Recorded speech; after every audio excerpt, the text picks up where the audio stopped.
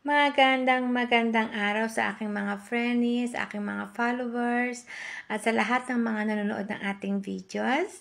Kay Luzon, Visayas, Mindanao, at saan man panig ng mundo kayo naroon na kayo nanonood sa akin. Magandang araw po sa inyong lahat.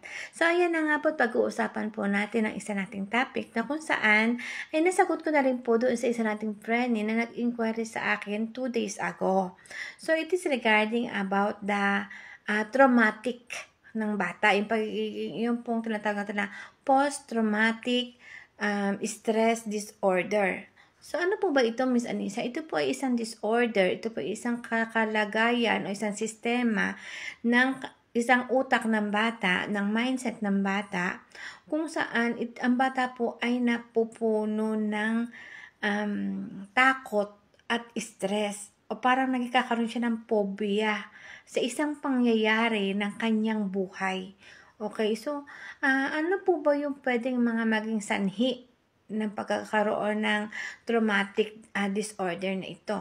So ito po ay maaaring sa pamilya, kapag ang bata ay lagi nakakakita ng pag-aaway sa loob ng pamamahay, away ng mag-asawa, away ng kanyang magulang, away ng kanyang mga kapatid, or kahit na sino pang nasa loob ng pamamahay na nagsisigawan, at kung yun ay araw-araw niyang nangyayari at nagkakaroon na siya ng takot na parang kinakabahan na siya dahil sa sobrang pag-aaway, it can be cause of trauma doon sa bata.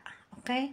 Pangalawa po is bullying sa school, sa mga kaibigan niya, sa mga pinsan niya, kapag siya ay laging pinagkakaisahan, kapag siya ay laging parang pinagdidiskitahan ng mga bata, whether it is in the fun way or in a abusing way.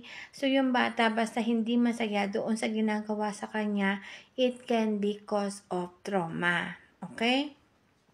So, pwede rin po yung pag yung halimbawa bumabagsak siya sa school, nag-fail siya o hindi niya naiintindihan yung itinuturo sa kanya ng teacher at natatakot siya kasi may mga consequences na doon, baka bumagsak siya, magagalit yung parents niya, or else yung parang mahihiya siya, maa-ashame siya, kahihiyan niya yon na hindi siya nakapasa sa ganun. Tapos pagtatawanan siya minsan ng kanyang mga kaklase kasi hindi siya nakapasa or bumagsak siya sa ganoong subject, ganyan. So, parang nagkakaroon siya ng kahihiyan, parang nahihiya siya, it can be cause also of that trauma.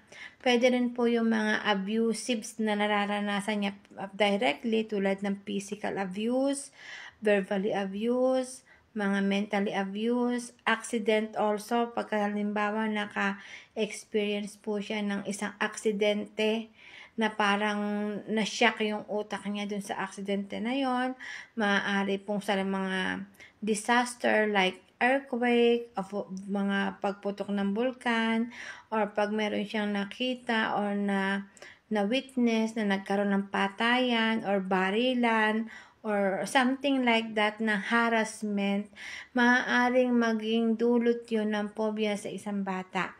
Kapag siya ay isang naging witness sa isang crime at kailangan siyang kausapin ng mga pulis, tapos yung for the evidence kanya, nagiging phobia din po yan sa bata. So, napakaraming bagay na maaaring maging cause of traumatic disorder ng isang bata.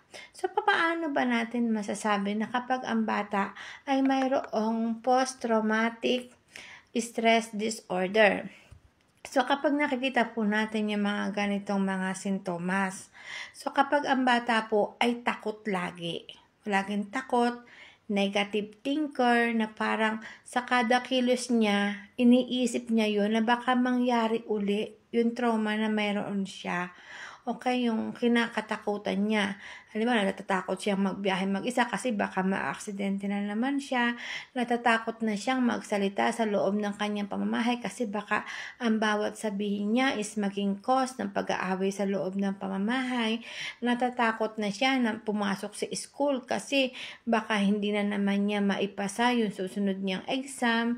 Ito mga ganong mga bagay na natatakot na siya na gawin, puntahan, or mangyari uli kung ano man yung bagay na may konektado doon sa naging trauma niya.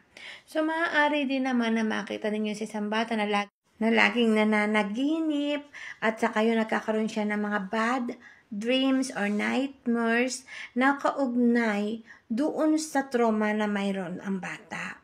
Okay? So, minsan, ang bata nagiging tahimik, matamlay, matatakutin, walang gana, negative. Naapektuhan ang pag-develop ng kanyang pag-iisip, naapektuhan yung pag-i-improve ng kanyang sarili. So, nagiging pihikan sa pagkain, walang gana sa pagkain, o minsan naman is malakas kumain. So, that is a depends doon sa kung paano pumapasok yung trauma doon sa katawan ng bata, kung paano mag-react yung kanyang mindset at yung kanyang appetite. Okay? So, depende rin po yun. So, nagiging problema ito. Sabi, Miss Anisa, ito ba magiging matagal lang problema ng aking anak kasi po meron siyang kinakatakutang bagay o masyado siyang matatakutin o masyado siyang parang na-trauma siya. Na-trauma daw. So, tinatanong ko sa kanya na what part of the life ng bata o ano yung pangyayari doon sa bata na naging trauma ng bata. Sabi niya sa akin is, nagsimula daw yun nung namatay yung tiya nung bata na super close sa kanya. So sabi ko, yes, it can be cause of trauma kapag nakita mismo, lalo na kung ang bata is, syempre bata pa yan, hindi pa nila masyado nauunawaan ang buhay.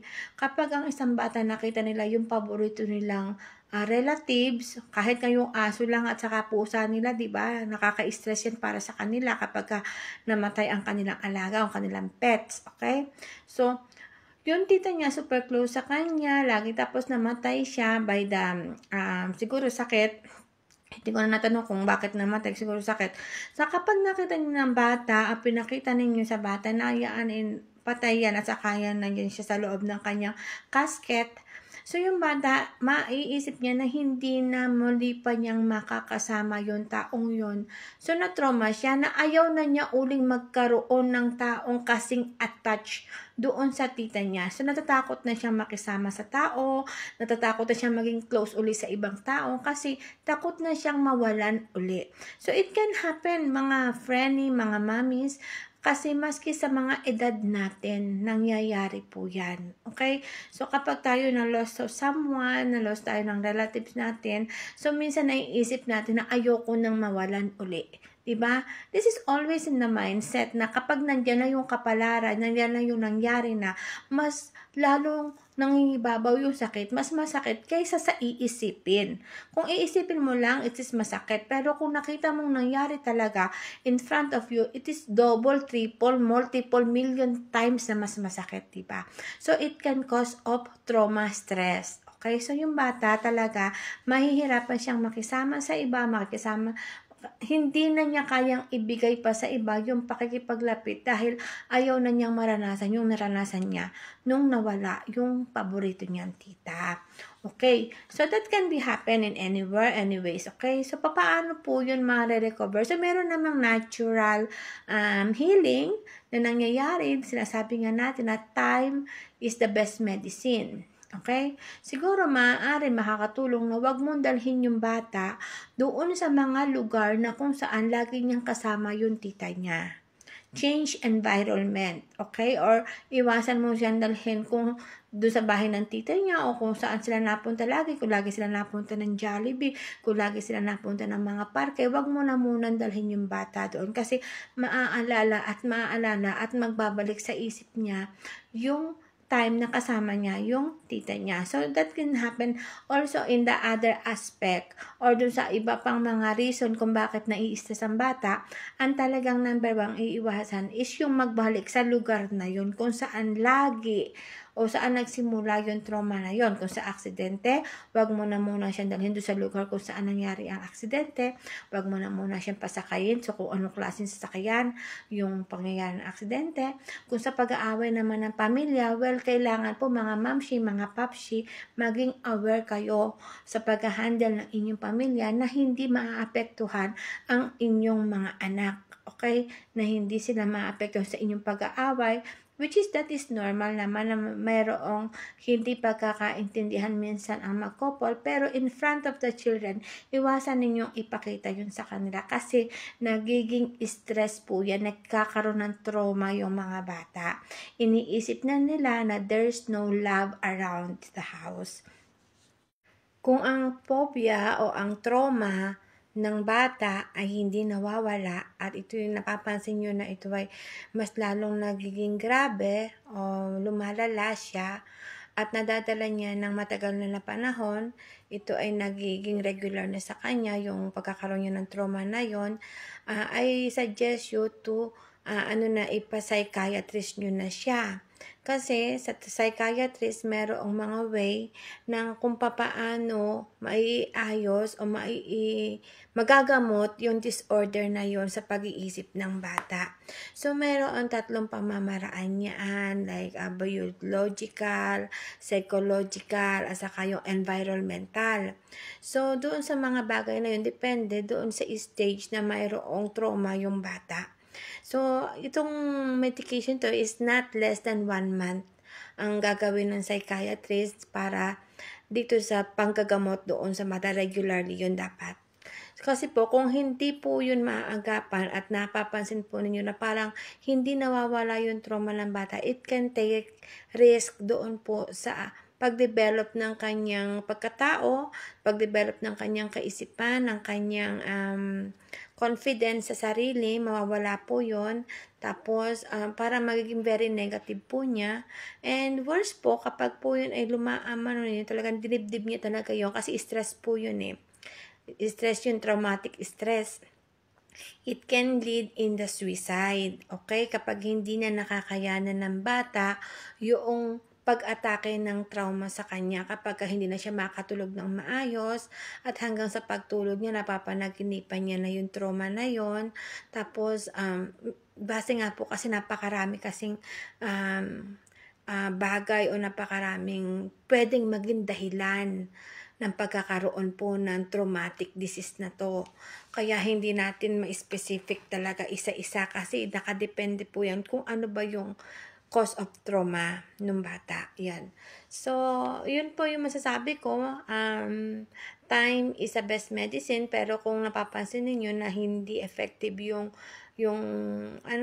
time na yun na sinasabi ko, yung change niyo yung kanyang location or yung environment, yan, yung mga lugar. So, iiwasan nyo yung mga bagay na magpapaalala doon sa traumatic ng bata. Tapos, kung hindi pa rin talaga siya mawala, so, dalhin nyo na siya, i-consult nyo na siya sa expert psychiatrist or psychologist para makita lang nila yung level noong trauma ng bata at mabigyan nila ng karampatang diagnose o karampatang session para maiayos o mai-comfort nila yung bata at matulungan ng bata yung kanyang sarili para malabanan o maiwasan o malimutan yung mga traumatic stages na yun ng kanyang buhay. So, yun lang po mga mi, pero wag niyong babaliwalain yun. Observe niyo yung mga bata niyo kasi baka hindi niyo alam na bubuli na pala yan sa school o meron na pala silang kinakatakutang mga bagay na naikinakatrauma nila, natahimik lang sila. Sometimes, give time for your children, nakausapin sila, magkaroon kayo ng open time, kwentuhan, para may open ng bata kung ano yung mga tingin nila sa mga bagay-bagay at para makita ninyo kung sila pa ay mayroong mga kinakatakutan at kailangan ng guidance nyo as parents. So, yun lang po mga mga papshi. Ito po si Miss Anisa at lagi ko po sinasabi sa inyo, mahalin po natin ang mga bata.